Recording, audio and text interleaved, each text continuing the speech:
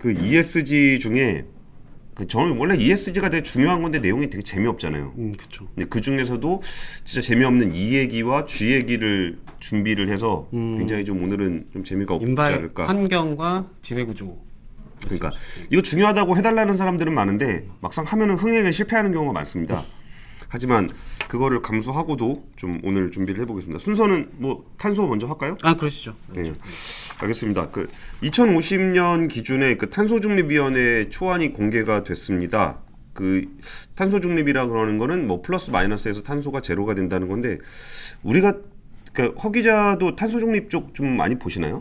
요즘에 금융사들도 ESG가 강조가 되다 보니까 은행 같은 경우는 이 좀 ESG 기업에 이 대출을 조금 더 해준다던가 아니면은 아예 그냥 탄소 중립을 선언하는 은행들도 있습니다. 그래서 자체적으로 이 은행들도 자산을 운영을 하잖아요. 그래서 그걸 운영할 때 그 기업들 어떤 기업이냐, 과연 이 탄소나 이런 ESG 측면에서 신경을 많이 쓰는 기업이냐, 좀 이런 거를 이제 그 사내에서 아예 조직 ESG 위원회 이렇게 좀 격상을 시켜서 조금 금융권도 확실히 ESG에 좀 집중을 하고 있는 거. 근데 저희 산업계에서 보면은 금융권의 아리백 선언이 좀 얄미울 때가 있어요. 아니 뭐 은행이 그렇죠. 뭐 탄소 배출할 일이 뭐가 있다고 맞습니다. 그 아리백 선언을 먼저 하는 바람에 그 아리백 선언을 하기가 어려운 탄소 많이 그 배출하는 은행들 그거 하죠. 그 전기차 관용차 전기차로 관용차를 전기차로 바꾼다고 보도자료를 내고, 그런 보도자료 좀 별로해서 안 처리하고 있긴 한데 좀 이게 확실히 ESG 관련 자료가 올해 상반기 엄청나게 늘어나는 것 같습니다. 근데 사실 탄소 중립이라는 게 우리가 생각하는 것보다 굉장히 큰 변화를 초래할 것이에요. 할 수밖에 없게 될 거예요. 우리가 사용하는 모든 것, 생활하는 모든 곳에서 탄소가 나오는데 뭐 우리가 지금 방송하는 것도 여기 뭐 조명이라든지 전기라든지 이런 게 다 탄소를 배출하는 거잖아요. 뭐 옷도 천연 소재가 아니면 대부분 석유화학에서 만들어지는 거고, 뭐 노트북도 그렇고. 근데 이것이 우리나라가 이제 탄소 중립 얘기를 하게 된 거는 이제 문재인 대통령, 원래 그 전에도 있었는데 문재인 대통령이 2050년 탄소 중립을 선언을 했어요. 공식적으로 선언을 했는데 그때 이제 그쪽 업계나 이제 그쪽 취재하는 분들이나 다들 생각했던 부분은 뭘 믿고 그럴까? 뭐가 준비가 돼 있었을까? 그러니까 보통 우리가 뭘 선언을 한다 그러면은 이렇게 보통 준비를 하잖아요. 뭐 이렇게 하고 저렇게 하고 저렇게 하고 저렇게 해야지라고 준비를 한 다음에 우리는 이렇게 하겠습니다라고 선언을 하는 거잖아요. 근데 우리는 사실 그런 준비가 굉장히 미흡했어요. 준비된 게 거의 없었는데 갑자기 중립선언을 먼저 해버리니까 이게 굉장히 좀 당황스러웠던 거죠.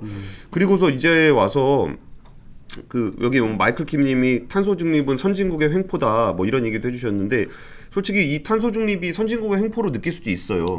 근데 그럼 선진국의 횡포가 아니면 횡포면 어떻게 할 건데? 이런 것에 대한 고민도 해야 되거든요. 그러니까 지들은 녹색 기술이 있으니까 우리한테도 강요하는 거 아니냐, 무역 장벽을 써먹으려고 그러는 거 아니냐, 그런 고민이 분명히 있습니다. 있는데 그럼에도 불구하고 그러면 우리는 그러면 쌩까자, 우리는 탄소 뿜뿜하자 라고 할 수 있느냐 라는 부분도 고민을 해야 된다는 거예요. 아니면은 우리가 따르긴 따를 텐데 따라갈 건데 니네가 유리하게 그렇게 횡포를 부리는 거 우리가 안다, 그러니까 좀 봐줘라, 적당히 좀 해줘라, 뭐 이런 식으로 하는 것도 일종의 전략이거든요. 그러면은 선언을 먼저 해버리면은 이제 그 카드는 없어지는 거죠. 우리가 한다 그랬으니까. 근데 그러면서 좀 기다렸습니다. 이게 탄소 중립에 대한 계획이 어떻게 되는지. 그러면서 탄소 중립에 대한 계획이 나왔는데, 그러니까 시나리오가 나왔는데, 거의 뭐 반발이 엄청 심하죠. 말도 안 된다 그런 얘기가 좀 나오고 있는 거고, 어떤 얘기인지에 대한 것도 오늘 좀 잠깐 얘기를 좀 해드릴게요. 일단 탄소 중립 시나리오라는 게 무엇인가에 대한 윤순진 위원장의 발언을 보면 이게 얘기를 우리가 숫자가 너무 커서 잘 감이 안 오는데 그냥 하나하나 따지고 보면은 안 되겠구나 라는 생각이 바로 들어요. 그리고 이거 뭐 어떻게 하겠다는 거야, 뭐 말은 그런데 뭘 어떻게 하겠다는 거야, 그런 생각이 드는데, 위원장의 발언을 보면은 뭐 어떤 얘기냐면은 탄소 중립 전환의 내용을 전망한 것이고 세부 집행 방향과 전환 속도를 가늠하는 나침반 역할을 한다. 이게 나침반 역할을 한다는 게 굉장히 중요해요. 그러니까 우리가 지도를 보는 게 아니고 나침반만 보는 거예요. 그러니까 우리가 지금 서울에서 부산에 가려고 한다. 그러면 여기 우리가 뭐 어디서 예를 들어 버스를 타고 갈 수도 있고 기차를 타고 갈 수도 있고 뭐 몇 시간이 걸리고 뭐 이런 거 다 보잖아요. 그렇죠. 차를 타고 가도 경부고속도로도 갈 수도 있고 중부고속도로도 갈 수도 있고 뭐 이런 것들을 짠단 말이에요. 그게 아니라 나침반을 보는 거예요. 아, 부산이 저기 있으니까 나침반이 이거구나. 그럼 이쪽으로 가는 게 맞겠구나. 딱 여기까지인 거예요. 그 뒤에 뭐 뭘 타고 가냐, 비행기를 타냐, 배를 타냐, 뭐 걸어갈 수도 있는 거잖아요. 뭐 그런 것들에 대한 얘기는 이제 아직 하지 않은 거란 얘기예요. 이게 2050년 탄소중립위원회 초안이라는 겁니다. 우리가 나침반만 되는 거예요. 근데 나침반만 봤는데 네. 와 이게 예를 들어서 서울 부산 거리가 아니라 서울 부산 거리를 우리가 걸어가야 된다 그러면 너무너무 힘들겠다라는 생각이 들죠. 근데 예를 들어서 서울에서 한 파리까지 걸어간다. 그러면 이제 아무 생각이 안 나겠죠. 아무 생각이 안 나는 거죠. 그러니까 이걸 보면은 진짜 제가 봤을 때는 좀 아무 생각이 안 나긴 했어요. 그리고서 이 부분에 대해서 그 이후에 이게 발표된 이후에 어떤 얘기들이 좀 있었냐면은 이게 막 그 뭐 원자력 발전을 어떻게 할 거냐, 태양광을 어떻게 깔아야 될 거냐. 지금도 바로 최수영님이 태양광 패널 얼마나 깔아야 하나요? 이런 얘기를 하는 건데 이 얘기들을 논하기, 그러니까 이런 걸로 이제 이미 한바 붙었어요. 오늘 보니까 보수 언론이나 경제지들은 뭐 태양광 뭐 얼마나 깔아야 된다, 뭐 원전 배제하고 있는 탈원전 정책의 발로다, 뭐 이런 얘기들 많이 나왔는데 오늘 이 내용들을 하나 둘씩 좀 차차 얘기를 해볼게요. 일단 2018년 기준으로 6억 8,630만 ton의 온실가스 배출량이 나옵니다. 근데 6억 8,630만 ton의 온실가스 배출이 나온다고 백날 얘기한들 와닿지가 않아요. 전혀 와닿지가 않아요. 근데 이거를 제로로 만들겠다는 건데 안이 세 개입니다. 이란, 이안, 삼안이 있는데 이란은 2,540만 톤을 남기는 거고 이안은 1,870만 톤을 남기는 거고 삼안은 0톤을 남기는 겁니다. 그러면은 이란 같은 경우에는 석탄 발전소 7기를 남기는 거예요. 근데 석탄 발전소 7기를 남긴다는 게 그러면 또 이거 가지고 또 이제 진보 쪽이나 녹색 단체에서는 비판을 합니다. 아니 왜 석탄 발전을 남기냐? 라고 비판을 하는데 이게 지금 석탄 발전 7기라는 게 아직 안 만들어진 거예요. 그러니까 우리가 지금 이미 짓고 있는 발전소. 그러니까 기존에 있는 거 예를 들어서 그 재개발 재건축을 하는데 그 뭐 지금 다 만들어진 건물을 부순다는 거는 뭐 그러면은 뭐 오래되기도 했고 뭐 예를 들어서 한 50년 된 아파트를 부신다. 부셔야만 한다. 그러면 뭐 부시고 새로 짓지 뭐 이런 생각이 들잖아요. 근데 아직 짓지도 않았어요. 이미 청약다 받아가지고 딱 택지 개발해가지고 한 이제 지하 정도 만들었어. 근데 부셔야 된대. 이게 결정하기가 되게 어려운 거예요. 그리고 이거를 부순다 그랬을 때 그냥 부수면 땡이냐? 그럴 리가 없잖아요. 이미 청약한다고 돈 다 내놨는데. 그 사람들한테 다 물어줘야 되는 거예요. 그래서 석탄 발전소 7기를 유지하고 기존의 산업 체계를 일부 유지하는 게 이란입니다.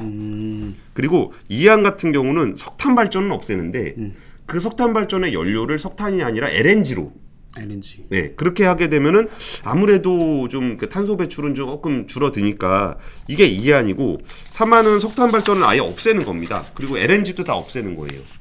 그럼 뭘로? 무탄소 전력. 재생에너지라든지 뭐 거기에 원자력이라든지 뭐 이런 것들 얘기를 하는 건데 여기서 원전 분야에서 제일 기분 나빠하는 부분이 지금 원전에 대한 비중인데 현재 원전의 비중이 한 몇 퍼센트? 한 30% 정도 돼요. 원전 비중이. 근데 여기서 이란, 이안, 삼안이 한 7.2에서 6.1%. 그러니까 30% 비중을 확 낮춘 겁니다. 아유, 김동훈님 감사합니다. 어이구. 우리 뭐 제로투 댄서들 해드릴까요? 네. 그리고 이제 탄소 포집해가지고 석탄을 같이 가져가겠다는 계획은 있어요. 근데 어쨌든 석탄 발전은 지금 한 40% 정도를 차지하고 있거든요. 근데 이거를 제로로 만들겠다는 거고. 그리고 여기서 또 이제 비판받는 부분이 이제 그 재생에너지 부분. 그 제로투 댄스 하시기 전에 예. 깜빡이 좀 켜주셨으면. 왜요? 너무 갑자기 일어나셔가지고. 허민영 기자도 하려면? 같이 하면. 그럼 한번 하시죠. 아니 근데 이거 그러면 그 다음에 슈퍼챗이 들어오면 허민영 기자가 제로투 댄스를 하는 걸로. 알겠습니다. 당황해가지고 지금 자본시장의 그 잔악괴라는 그 용어가 있더라고요. 자본시장이 낳은 괴물이라고. 전 소문합니다. 제가 뭐 그때 SK 이노베이션 얘기했더니 뭐 SK한테 후원 받았냐고 했는데 잔악계 받고 싶습니다. 받아주시면 저희가 좋게 또 얘기해드리겠습니다. 근데 어쨌든 그 오늘 얘기한 거니까 아까 재생에너지 부분을 현재 한 5%, 6%, 7% 요 언저리에 있어요 재생에너지가. 근데 이거를 일안에서는 56%, 삼안에서는 70%예요. 그럼 70%를 하면 어떻게 되냐? 여기서 탄소중립위원회에서 얘기했던 게 그 국토 면적의 3% 정도를 제시를 했습니다. 재생에너지를 깔아야 되는 게. 네. 그러면 3%면 야 전국토가 100만. 오, 허인영 기자. 들어왔나요? 제로 투 댄스. 들어왔어요? 예, 들어왔습니다. 그린 테이블님이 10,000원 커피 한잔 하시라고 깜빡이 켜고 제로 투 댄스. 아, 감사합니다. 이거 이게 탄소 제로 그래서 제로투. 그러니까 오늘 너무 재미없는 ESG 얘기니까. 그러니까. 예, 우리 또 뭐 군대 갔다 온 사람들은 다 좌우반동 정도는 합니다. 그럼 여기서 3%라 그러면은 그렇게까지 뭐 3% 정도는 그쵸. 괜찮지 않나라는 생각이 드는데 서울의 면적이 몇 퍼센트 될 것 같아요? 국토에서요? 네. 한 10% 되지 아우, 뭔 10%? 우리나라 국토가 이렇게 있는데 서울 면적이 10%나 된다고요? 서울 수도권 말고 서울만 0.5. 아, 그래요? 0.5%가 서울의 면적인데 여기 태양광 깔아야 되는 게 3%라는 거예요. 그러면 그럼 서울 면적의 6배. 6배. 예. 그럼 이게 말이 되냐? 그러니까 현실적으로 이게 체감이 되십니까? 서울의 면적의 6배 되는 공간에다가 풍력과 태양광을 깔아야 된다는 거예요. 패널이랑 이 풍차 같은 걸 깔아야 된다는 거죠. 와, 이게 진짜 가늠이 잘 안 되는 거예요. 이러니까 이제 특히 원전업계에서는 반발이 되게 심한데 공상과학 영화 찍냐, 장난치냐, 막 이런 얘기들이 많이 나오고 있어요. 그리고 여기에 또 더해서 동부가 그리드가 나왔어요. 동부가 그리드가 한 2.6% 정도를 한다는 건데 3안에서는 0입니다. 동부가 슈퍼그리드, 이게 역사적인 떡밥이거든요. 이게 뭐냐면 이거는 어디 만화에도 나와요. 만화책 그런데 일본 극우 만화책에도 나오는데 그 몽고의 넓은 평원에다가 풍력을 깔아서 거기서 전력망을 연결을 해서 우리나라를 거쳐서 해저 테이블로 일본까지 가는 시나리오. 이게 동부가 슈퍼그리드예요. 그리고 북극, 네네. 그러니까 러시아 위쪽에 있는 북극의 엄청난 그게 센 바람. 와, 또 나왔습니다. 같이 해야 되겠다. 야, 이거 좀. 이거 지금 와이프도 보고 있을 텐데 죄송합니다. 열심히 일하고 있다. 아이의 이 분유값, 기저귀 값을 벌기 위한. 예. 그 동부가 슈퍼그리드는 진짜 뭐 만화책에도 일본의 극우 만화책. 왜 일본 극우 만화책에서 얘기 많이 나오냐면은 그 일본이 섬나라잖아요. 네네. 그러다 보니까 에너지 안보에 굉장히 취약해요. 그럼 이렇게 안정적으로 에너지를 끌고 올 수 있는 곳이 어디 있을까라고 봤을 때 자기네 나라에선 때려 죽여도 안 되거든요. 그러면 대륙하고 연결을 시켜야 되는 거고 거기에 몽고 뭐 이런 데 나와가지고 만화책 보면은 뭐 일본 특유의 그런 거 있잖아요. 막 단판 승부를 지어서 네. 몽고의 칸의 후손에게 가서 우리가 한번 이걸 해보자. 그리고 우리나라에서도 이게 되게 전형적인 그 대선 떡밥입니다. 대선 때가 되면은 남북 통일을 같이 얘기하면서 이 슈퍼그리드 얘기가 나와요. 그랬고 뭐 중국이라든지 몽고라든지 여기 그리드로 연결하는. 네네. 근데 여기에 제일 큰 문제가 사실 우리나라는 그 동북아의 화약고예요. 바로 위에 우리의 동포, 무시무시한 전 세계의 깡패 북한이 있고 거기에 무도하기로는 어디 가서 밀리지 않는 중국, 우리 또 불곰 형님 러시아. 네. 이 사람들을 그리드로 연결을 시켰을 때 이 지정학적인 이 위기를 누가 마음에 안 든다고 야 너 그럴 거면 나 전기 끊을래. 이런 것들을 어떻게 감수를 하냐는 거예요. 그래서 동부가 슈퍼그리드는 정말 그 말로만 존재하는 일종의 그 용 같은 존재로 인식이 되고 잊을만 한 번씩 나오는 그 전 세계를 평화롭게 만드는 그런 수단으로 동부가 그리드 얘기가 나와요. 근데 이게 지금 2.6%를 차지하는 지금의 한 재생에너지 정도의 비중을 차지하는 걸로 등장을 했습니다.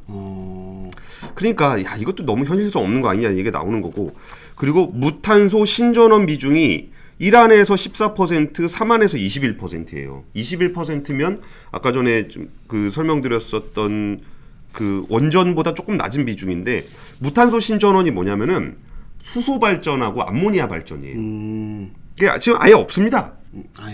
아예 없는데 이게 암모니아 같은 경우에 그 LNG보다도 연소 속도가 낮고 발열량도 좀 낮아요. 그러면 이게 지금 아예 없는 기술을 가지고 20%까지 하겠다.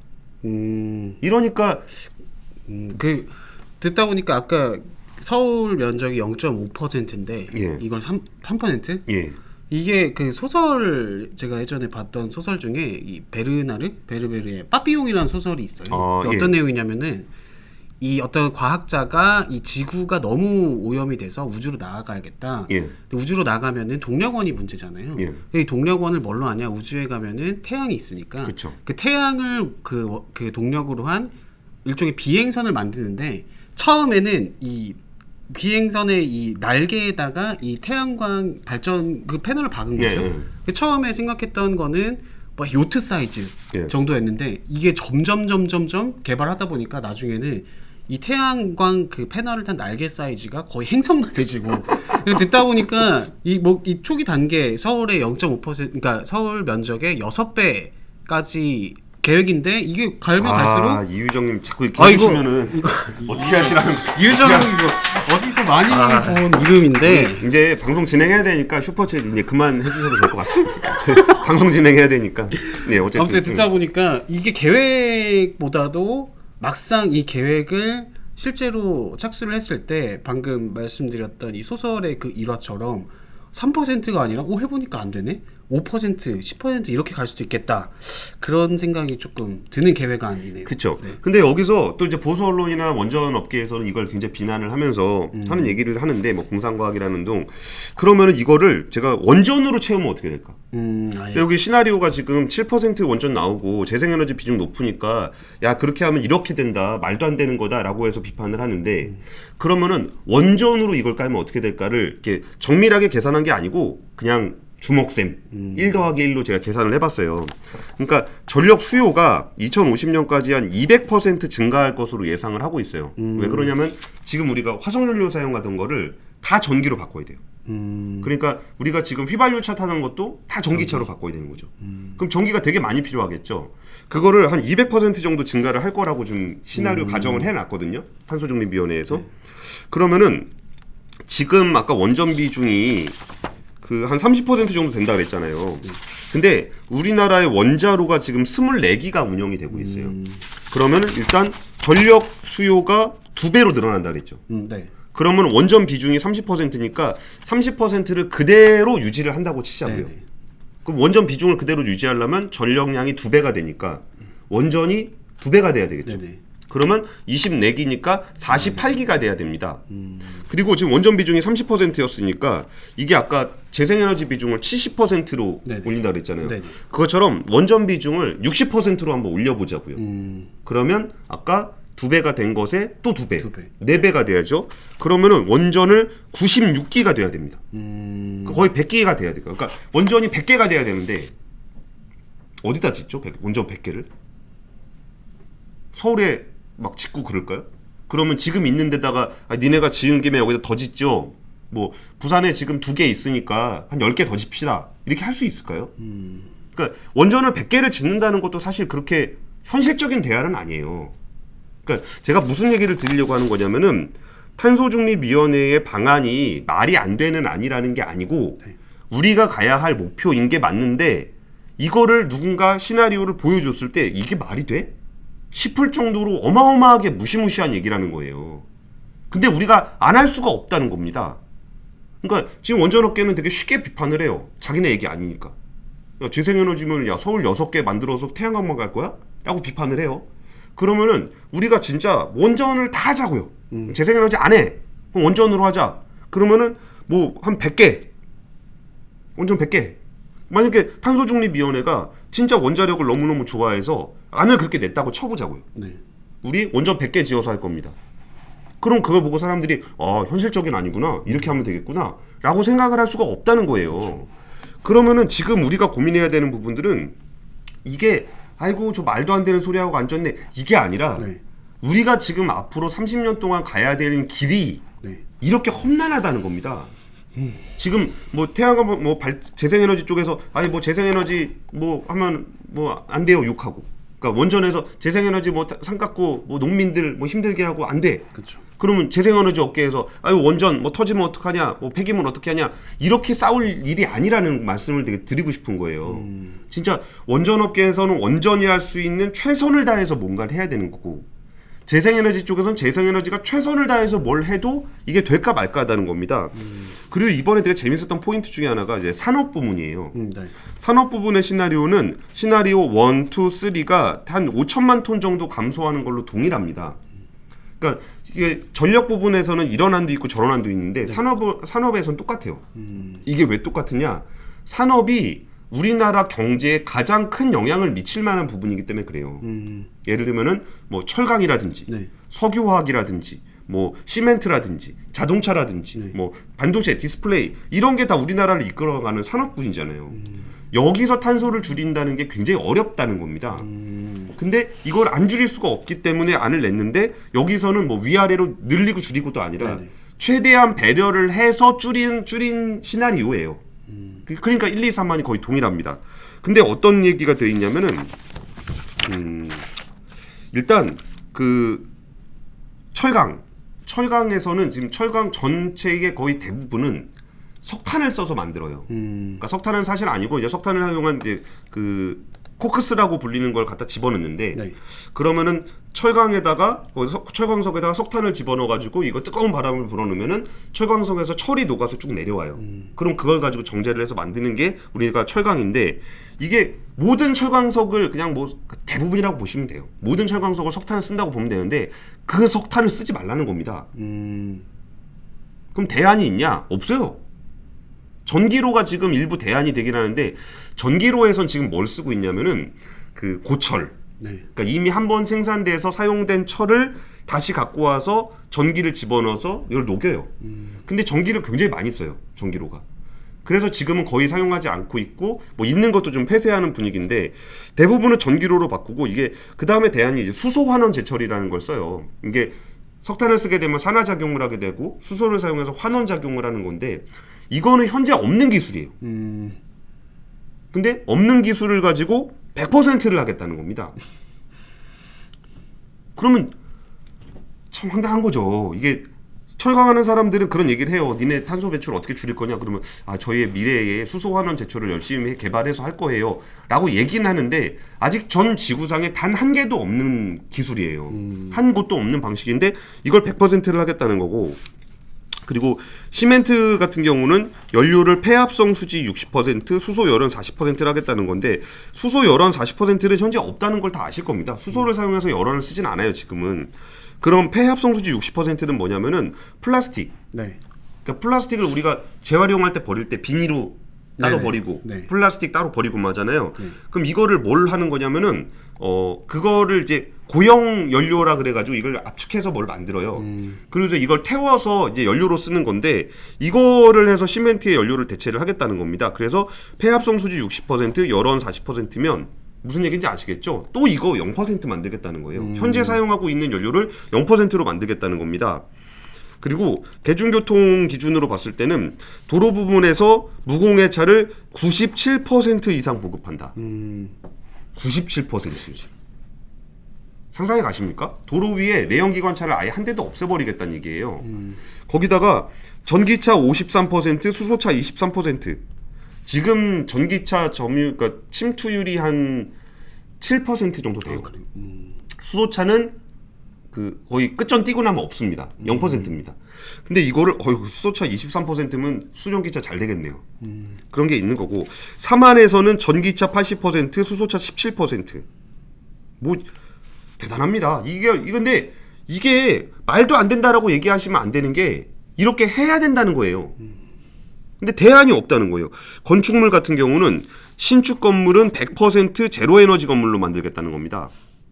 제로에너지 건물이 뭐냐면은 이 건물 하나가 있었을 때 이 건물에서 외부에서 전력을 공급하는 게 없다는 얘기예요. 우리가 지금 에어컨 쓰고 전기 쓰고 이런 거 있잖아요. 그러면은 한전에서 전기를 끌어다 쓰잖아요. 이거를 안 하는 건물을 만드는 거예요. 우리나라에 한 2개 정도 있습니다. 약간 모델하우스 같이 마포에 하나 있고 저 노원인가 하나 있어요. 가보시면은 건물이 되게 특이하게 생겼어요. 그러니까 에너지에만 최적화돼 있었기 때문에 그 내력벽도 굉장히 두껍고 단열을 해야 되니까. 그리고 전체의 대부분이 이제 그 태양광으로 덮여 있고 그 지열도 쓰고 뭐 이렇게 돼 있습니다. 이게 우리가 새로 짓는 모든 건물을 제로 에너지 건물로 만들어야 된다는 얘기고. 그럼 기존에 있는 건물은 뭐냐? 그린 리모델링을 100%를 하겠다는 거예요. 있는 건물을 100% 리모델링을 하는데 그 그린하게 리모델링을 하겠다는 겁니다. 그럼 우리가 지금 아파트 재개발할 때 네네. 보통 재건축 재개발 한번 하려면 얼마나 걸리나요? 한 20년 걸리나요? 연한이 30년 종계 통틀어서 네. 뭐 케이스 바이 케이스 아닌가요? 근데 요새는 재건축 한번 하려 그러면은 진짜 우리 한번 재건축 좀 해봅시다. 그럼 조합 결성하고 막 그러면 그러니까 건물이 한 30년 됐다 치고 아니야 30년 돼도 안 해주니까 한 40년 됐다 치고 조합 결성하고서 그 건물 만드는데 재개발하는데 보통 한 15년 정도 걸려요. 근데 이게 지금 그린 리모델링을 100% 2050년까지 30년 동안 우리나라에 있는 모든 건물을 그린 리모델링을 하겠다는 거예요. 말이 되냐? 돈이 문제냐? 뭐 꿈의 시나리오 이게요. 지금 우리가 꿈이라 그래서 이게 비웃을 문제가 아니고 해야 된다는 거예요. 그럼 이거를 비웃을 수는 있어요. 이 안이 말이 되냐라고 비웃을 수는 있는데 그러면 대안이 뭐냐는 거예요. 그럼 네가 짜봐라 라는 거예요. 아까 그거랑 똑같은 겁니다. 이게 원전 업계에서 야 재생에너지 70% 뭐 모든 농지 모든 건물에 다 태양광 깔아버리려고 그러냐? 그럼 태양광 쪽에서 하는 얘기하는 겁니다. 그럼 니네가 안 짜봐. 그럼 야 우리 원전 100개 그거 어디다 지으려고? 니네 집 앞에 지어라. 이 소리 바로 나올 거란 말이에요. 그럼 이런 시나리오들 뭐 항공 부문은 30%를 바이오 항공유 전기와 수소를 20%를 한답니다. 그러면은 항공의 절반 정도를 지금에 있는 제트유를 안 쓰겠다는 거예요. 지금 제트유를 안 쓰는 비행기는 한 대도 없습니다. 그러면 야 이게 말이 되냐? 그러면은 그렇게 따질 수는 있죠. 말이 되냐고. 그럼 그쪽에서 그러겠죠. 그럼 네가 안 짜봐. 그럼 뭘로 할 건데? 선박.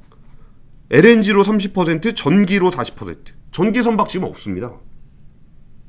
그러니까 이게 우리 앞에 놓여 있는 현실이라는 걸 좀 알았으면 좋겠는 거예요. 아까 처음에 말씀드렸잖아요. 나침반이라고. 나침반이라는 거는 우리가 가야 되는 방향을 지금 얘기를 해준 거예요. 근데 가는 게 지금 파리예요. 부산 정도가 아니라 파리야. 근데 우리가 지금 갈 수 있는 방법이 걸어가는 것밖에 없어요. 그러면 야 웃기는 소리잖아. 야 그럼 야 뭐 저기까지 어떻게 걸어가냐라고 비웃을 수는 있겠지만 그 안 걸어가면 어쩔 건데요? 라는 질문에 대해서 답을 해야 된다는 겁니다. 그럼 여기서 뭐 주민들의 수용성부터 해가지고 뭐 그러니까 우리가 이거를 주민 수용성이라는 걸 우리가 이걸 받아들일 수 있냐는 얘기잖아요.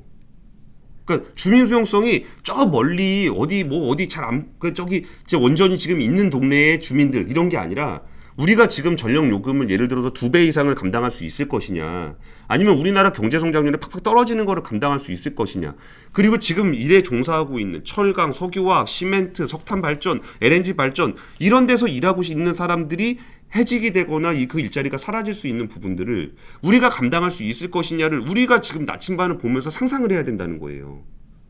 그리고 그것들을 만들어 나가야 되는 겁니다.